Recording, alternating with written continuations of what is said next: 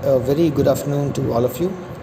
So here today we are going to discuss the step signal, the ramp signal and the impulse function. All of these signals are quite important because they ease the understanding of the subject. Yes, the subject of signals and systems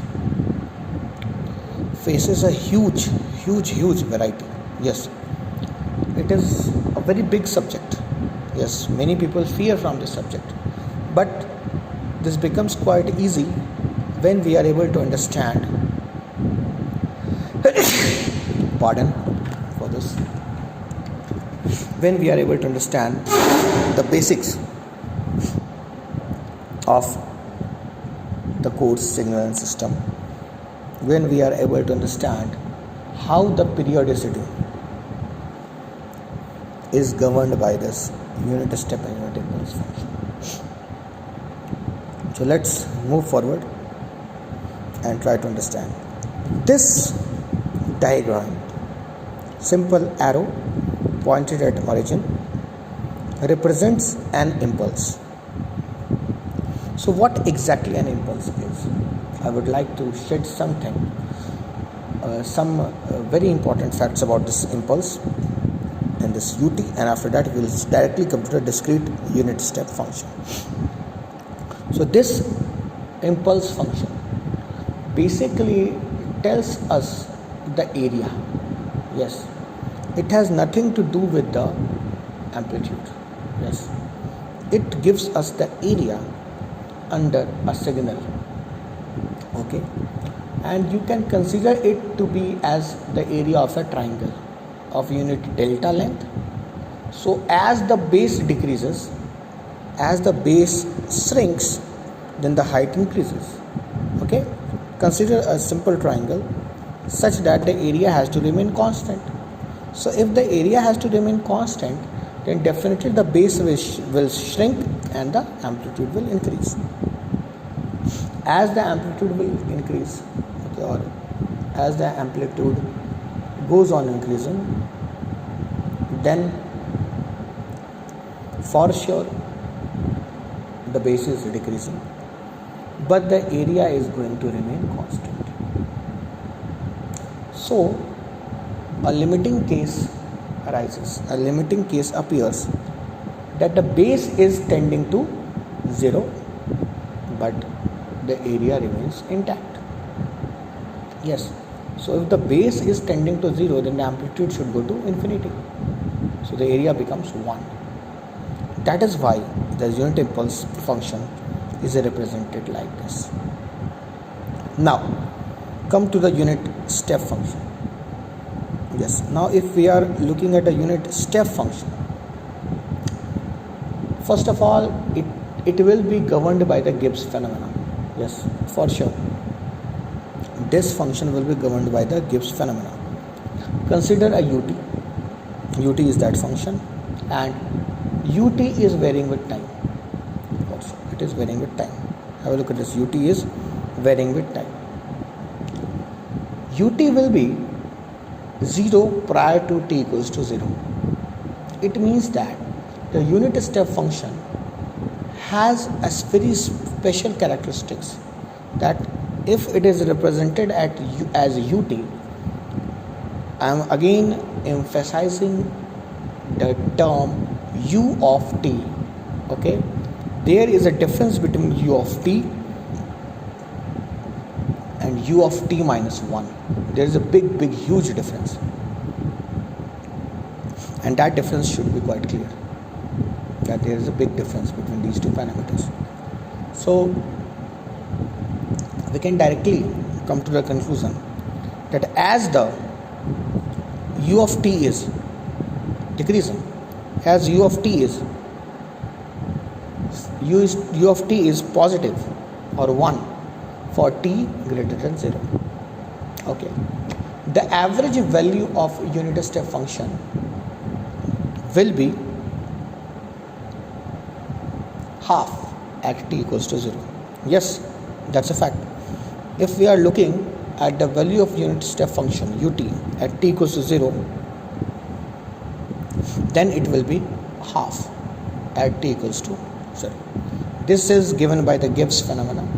The Gibbs phenomena states that the average value is given by half 0 plus 1. So it will be half. Now I would like to shed some light on discrete step signal. Have a look at this discrete step signal. A single line with a dotted head will give you the discrete impulse function.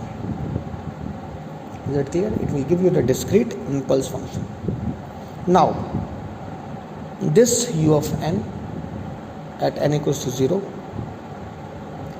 will consist of infinite number of impulses starting from 0 and moving towards infinity.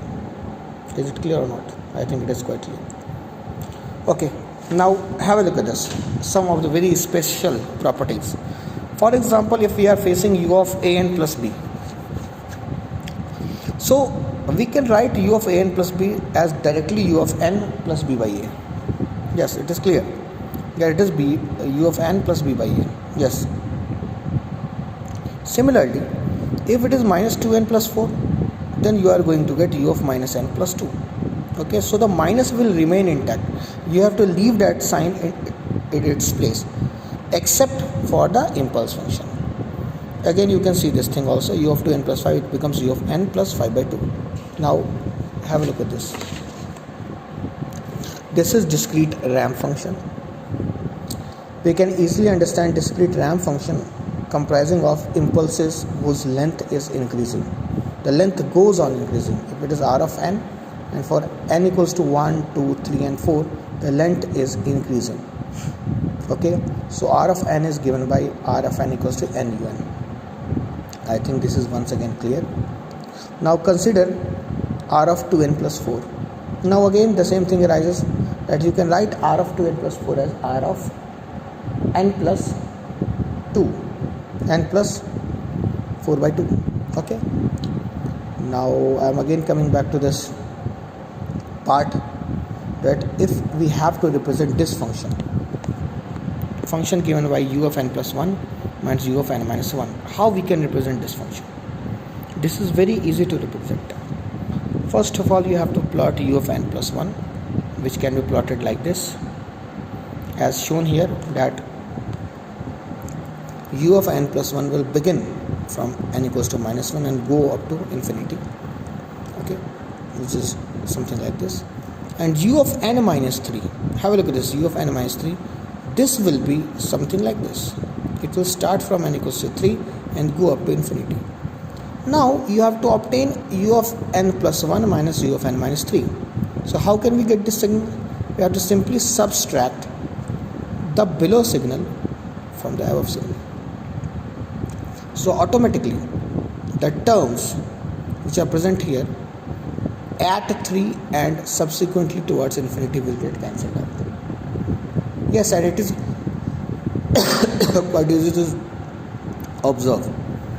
From minus 1 to 3 and 3 to infinity. So the terms at 3 gets cancelled, 4 gets cancelled, 5 gets cancelled, and so on the terms get cancelled. So only the terms which are prevailing are from minus 1 to 3.